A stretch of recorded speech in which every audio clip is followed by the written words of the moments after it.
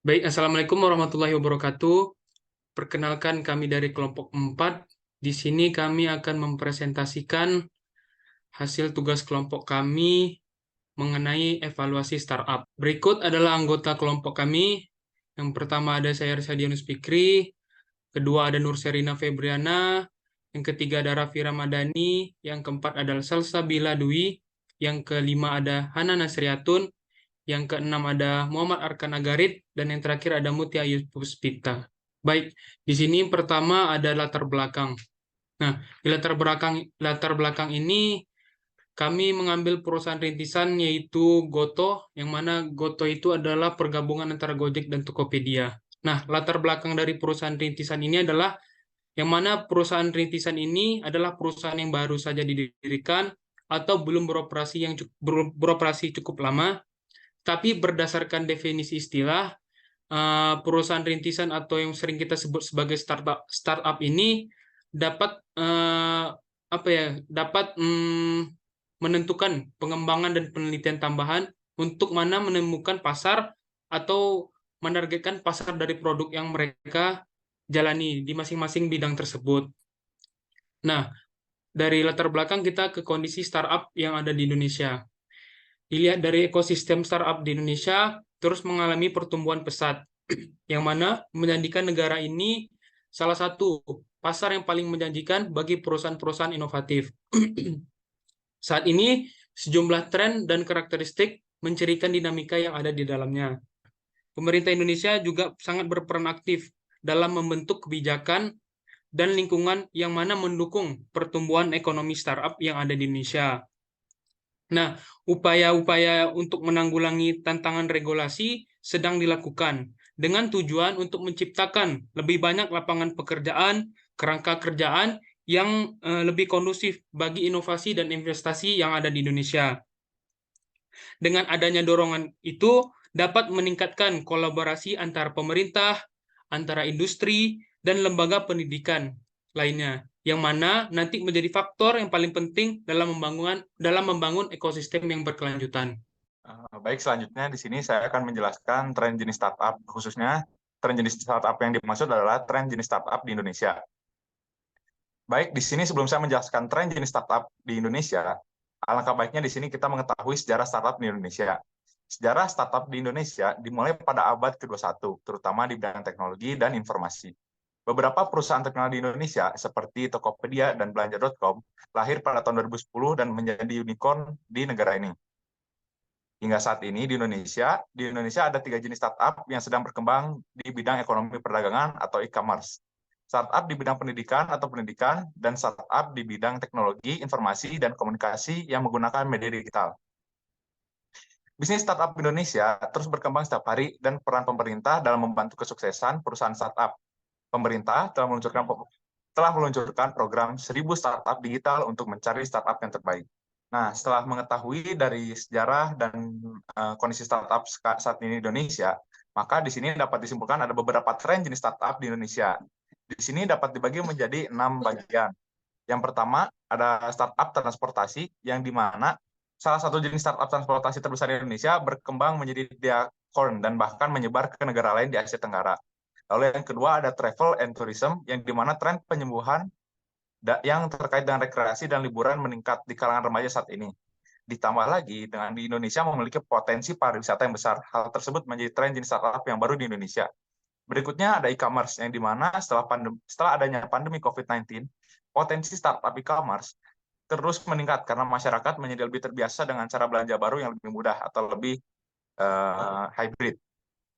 Berikutnya yaitu fintech, yang di mana saat ini kebutuhan akan platform keuangan yang cepat dan dapat diandalkan meningkat sebagai akibat dari banyak transaksi keuangan yang dilakukan secara online dengan hadirnya seperti banyaknya mobile banking dan semacamnya.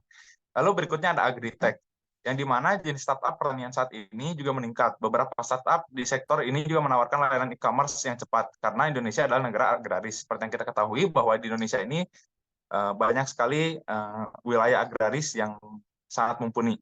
Maka dari itu, bisnis jenis startup di Indonesia, jenis agritech sangat mendukung. Lalu yang terakhir ada SaaS, yang di mana startup menggunakan software sebagai layanannya. terus berkembang karena masyarakat membutuhkan asisten virtual pintar yang dapat membantu dalam kehidupan sehari-hari. Baik, selanjutnya ada model bisnis startup. Untuk model bisnis startup itu sebenarnya bisa diterapkan untuk semua model bisnis karena merujuk pada definisi awal startup itu yang merupakan bisnis yang baru dibangun. Maka saya akan mengambil hanya 4 contoh. Yang pertama ada e-commerce. Model bisnis e-commerce ini merupakan wadah online bagi para penjual dan pembeli untuk bertransaksi barang atau jasa. Model bisnis ini menjadi salah satu favorit bagi para founder startup karena proyeksi keuntungannya yang cukup menjanjikan. Model bisnis e-commerce ini dapat terbagi menjadi e-commerce B2B atau business to business seperti Alibaba dan e-commerce business to customer seperti Tokopedia. Kemudian ada freemium. Freemium merupakan model bisnis yang menawarkan barang atau jasa secara gratis, namun konsumen tidak akan mendapatkan semua fitur. Agar mendapatkan fitur yang lengkap, konsumen dapat membeli paket premium atau yang terpisah. Contoh dari freemium itu adalah seperti Spotify, Canva, Zoom, dan lain-lain. Kemudian ada IT service. Model bisnis ini menawarkan jasa berbasis teknologi bagi para pelanggan atau perusahaan. Jasa-jasa yang ditawarkan antara lain layanan penyimpanan cloud, outsourcing, layanan keamanan IT, layanan konsultasi, dan lain-lain. Salah satu contoh dari IT service adalah IBM. Kemudian terakhir ada subscription. Model bisnis ini mengharuskan pelanggannya untuk membayar biaya berlangganan secara teratur seperti harian, mingguan, bulanan, dan tahunan sesuai dari jenis paket yang dipilih. Salah satu contoh jenis subscription yang populer adalah subscription video on demand seperti Netflix dan Disney+. Baik, yang selanjutnya ada analisis pasar startup di Indonesia. Perkembangan pasar startup di Indonesia dalam beberapa tahun terakhir sangat pesat. Indonesia menjadi pasar startup terbesar di ASEAN dengan kapitalisasi yang dapat tumbuh pesat dalam beberapa tahun.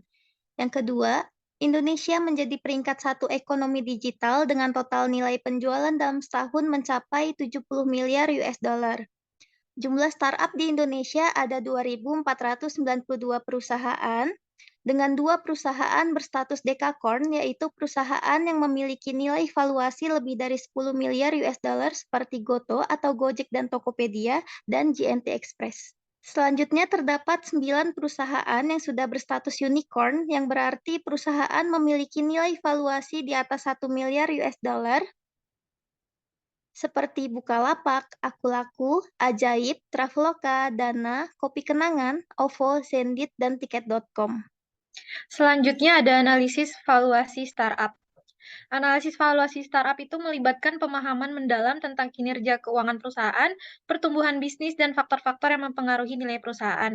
Dalam beberapa tahun terakhir ini, perkembangan pasar startup di Indonesia telah menunjukkan pertumbuhan yang pesat dan menjanjikan, menjadikan Indonesia sebagai pasar startup terbesar di ASEAN. Dengan kapitalisasi yang terus berkembang, terdapat 2.492 startup di Indonesia dan sebanyak 9 perusahaan telah mencapai status unicorn dengan valuasi di atas 1 miliar USD. Perusahaan-perusahaan ini seperti Bukalapak, Traveloka, OVO, dan lain-lain. Dengan demikian, pemahaman mendalam terhadap model bisnis, tren industri, dan kondisi makroekonomi menjadi kunci dalam menilai valuasi keuangan startup di Indonesia. Investor dan pemangku kepentingan perlu mempertimbangkan dengan seksama faktor-faktor ini untuk membuat keputusan investasi yang informasional dan berbasis data, sehingga dapat memahami dengan baik potensi pertumbuhan dan resiko yang terkait dengan masing-masing startup. Selanjutnya yaitu faktor-faktor yang mempengaruhi perkembangan valuasi startup. Sebenarnya terdapat beberapa faktor yang mempengaruhi pengembangan valuasi startup, namun berikut adalah salah satu 7 faktornya. Yang pertama yaitu karena perekonomian suatu negara, pertumbuhan ekonomi, stabilitas, dan faktor-faktor mikroekonomi lainnya sangat mempengaruhi perkembangan valuasi sebuah startup. Lalu yang kedua itu strategi pengembangan bisnis perusahaan, yaitu seperti rencana dan strategi pengembangan bisnis yang dapat mempengaruhi perusahaan terutama dalam konteks pertumbuhan dan ekspansi. Yang ketiga yaitu kecocokan bisnis dengan pasar yang dituju, di mana kemampuan startup untuk memenuhi kebutuhan yang belum terpenuhi dalam pasar dan menyajikan solusi yang inovatif dalam meningkatkan valuasinya. Yang keempat yaitu sifat dan penggunaan aset perusahaan, yaitu di mana nilai perusahaan diturunkan dari penilaian adil atau wajar atas aset termasuk yang bersifat fisik maupun non-fisik dapat mempengaruhi valuasi. Yang kelima yaitu sumber daya manusia, di mana keterampilan dan keahlian sumber daya manusianya terutama dalam tim manajemen dan sebagainya, dapat mempengaruhi potensi kesuksesan dan valuasi perusahaan. Yang keenam yaitu kondisi keuangan bisnis perusahaan. Faktor seperti pendapatan, arus kas, profitabilitas, dan kemampuan bisnis untuk menghasilkan keuntungan di masa depan akan berkontribusi pada valuasi perusahaan. Kondisi likuiditas pasar dan ketersediaan dana dapat mempengaruhi nilai perusahaan, terutama dalam konteks transaksi dan penawaran saham. Dan yang ketujuh yaitu kondisi pasar pada bisnis yang dijalani perusahaan. Faktor-faktor seperti persaingan pasar, tren industri, dan peluang pertumbuhan dapat mempengaruhi valuasi. Selanjutnya di sini ada 3 model valuasi perusahaan menurut Feldman, yaitu valuasi atau proses penilaian dalam perusahaan startup yang merupakan perusahaan swasta pada dasar tidak terlalu jauh berbeda dengan valuasi dalam perusahaan terbuka. Maka dari itu, berikut merupakan 3 metode dalam penilaian valuasi startup. Yang pertama ada the asset-based method, yaitu nilai perusahaan yang diturunkan dari penilaian adil atau wajar atas aset, termasuk yang bersifat fisik maupun non-fisik, dikurangi dengan penilaian adil atas kewajiban lancar. Yang kedua yaitu the income method, yaitu nilai perusahaan berasal dari perhitungan nilai sekarang, yaitu dari arus kas bersih yang diantisipasi pada masa depan, di mana hal ini melibatkan perhitungan selisih antara arus kas keluar yang diproyeksikan arus kas masuk. Yang ketiga yaitu market method, yaitu nilai perusahaan ditemukan dengan cara membandingkan perusahaan sejenis pada industri sejenis lainnya. Secara sederhana, faktor-faktor yang mempengaruhi perkembangan valuasi perusahaan yang datang dari investor tidak hanya terkait dengan teknis saja, melalui pemodelan saja, menggunakan beberapa pendekatan valuasi umum yang terdiri dari aset, pendapatan, dan pasar. Dengan adanya strategi bisnis ini, pengalaman pendiri startup, sumber daya manusia dan manajerial, kondisi perekonomian, serta kondisi dan sejenis pasar semuanya berkontribusi terhadap besar evaluasi yang dilakukan juga oleh pemilik modal. Secara khusus, untuk perusahaan startup digital, gross merchandise volumenya adalah faktor tambahan yang mempengaruhi besarnya valuasi perusahaan. Oke, selanjutnya di sini ada evaluasi startup di Indonesia.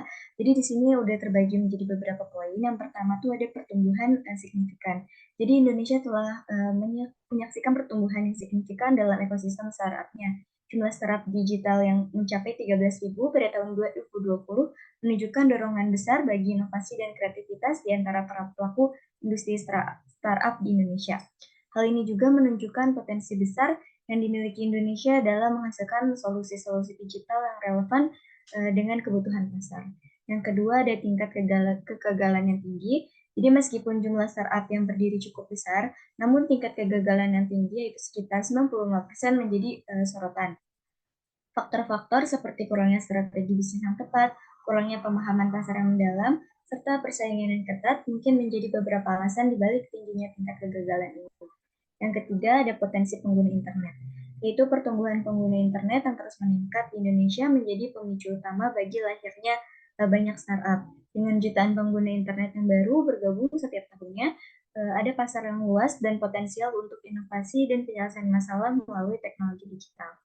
Yang keempat, ada dukungan dari investor. Kehadiran investor lokal dan asing telah membantu mendorong pertumbuhan startup di Indonesia.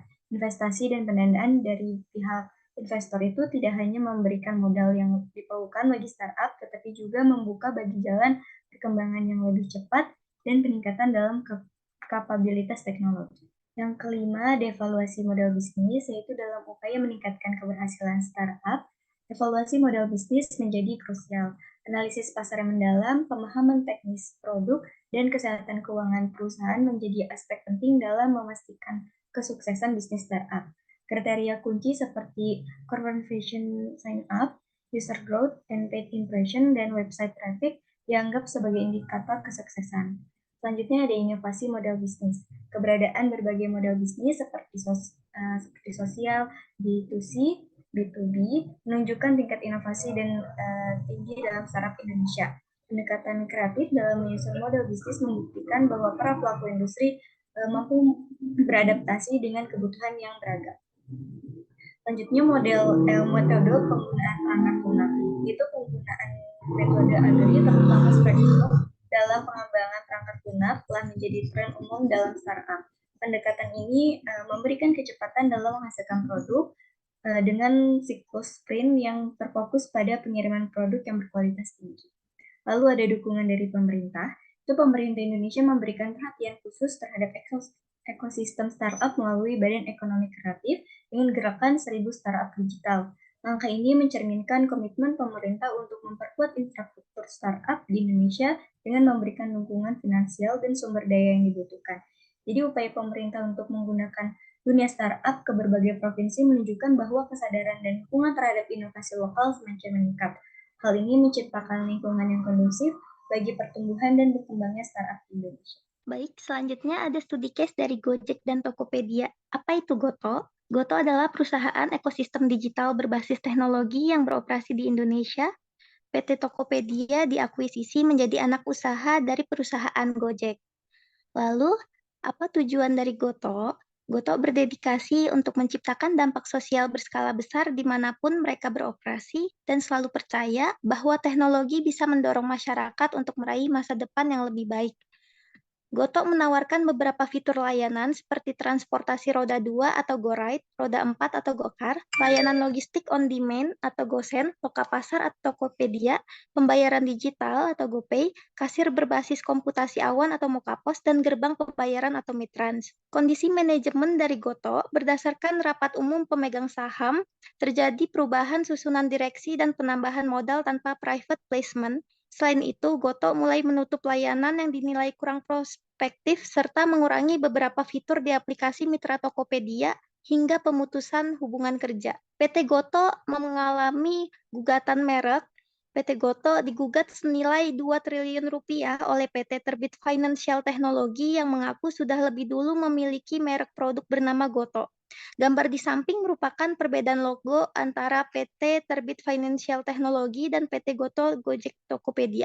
Berikut merupakan pasar saham. Harga saham PT Goto Gojek Tokopedia terjadi penurunan drastis usai melakukan kerjasama dengan TikTok senilai 23 triliun. Penurunan saham harga Goto terjadi karena aksi profit taking oleh para investor yang mengakibatkan harga saham bullish atau mengalami peningkatan. Berdasarkan data tersebut, seorang investor dapat meminimalkan kerugian dalam investasi dengan melakukan cut loss atau stop loss pada saat pasar saham sedang mengalami kondisi bearish atau mengalami penurunan. Berikut ini merupakan laporan kinerja kuartal 3 2023 dari PT Goto Gojek Tokopedia Tbk. Dari earning before interest, tax, depreciation, and amortization, grup untuk kuartal 3 2023 membaik mencapai 0,94 triliun rupiah atau minus 0,62% sebagai presentasi dari gross transaction value 3 perbaikan sebesar 74% year on year dan 22% quarter on quarter. Dari unit bisnis on demand service, Goto terus memperluas ketersediaan berbagai produk dan layanan ekonomis dan juga memperkenalkan GoRide Transit, layanan transportasi multimoda pertama di dunia. Hal ini sejalan dengan strategi memperluas total addressable market dengan menjangkau konsumen yang memprioritaskan harga. Pada unit bisnis e-commerce, Goto berinvestasi pada kelompok konsumen intinya agar dapat mendorong pertumbuhan jangka panjang dengan memanfaatkan merchant co-funding program, serta menurunkan biaya pengiriman dengan memanfaatkan kemampuan logistik in-house Goto Logistik. Lalu pada unit bisnis financial technology, Goto meluncurkan 4 produk dan fitur baru sepanjang kuartal ketiga 2023, yaitu aplikasi GoPay, pinjaman tunai di aplikasi Tokopedia, pinjaman tunai di aplikasi Gojek, serta GoPay tabungan by Jago. Pada unit bisnis logistik, integrasi divisi fulfillment Tokopedia dan layanan pengiriman e-commerce, Gojek di dalam Goto Logistik terus mendorong peningkatan pengiriman in-house di wilayah dengan kepadatan pengiriman tinggi. Goto Logistik berhasil menurunkan biaya pengiriman baik untuk konsumen maupun pedagang dan terus menurunkan biaya subsidi untuk pengiriman. Baik, yang terakhir ada kesimpulan. Yang pertama, startup merupakan perusahaan rintisan yang baru saja didirikan dan sedang melakukan pengembangan pada produk atau jasa yang dijual. Evaluasi startup dapat dilakukan dengan berbagai metode, di antaranya adalah Berkus Method atau Scorecard Method. Yang kedua, perkembangan startup di Indonesia tergolong cukup pesat. Jumlah startup di Indonesia ada 2.492 yang terus bertambah dan berkembang. Dengan 9 perusahaan sudah berstatus unicorn dengan valuasi lebih dari $1 miliar dan 2 perusahaan decacorn yaitu perusahaan dengan valuasi di atas 10 miliar US dollar. Yang terakhir, yang ketiga, ada perusahaan PT Goto, Gojek, Tokopedia Terbuka atau Goto menunjukkan hasil evaluasi yang cukup baik, walaupun sahamnya sempat menurun drastis karena usai melakukan kerjasama dengan TikTok senilai Rp 23 triliun. Sekian presentasi dari kelompok kami. Mohon maaf jika ada kesalahan. Wassalamualaikum warahmatullahi wabarakatuh.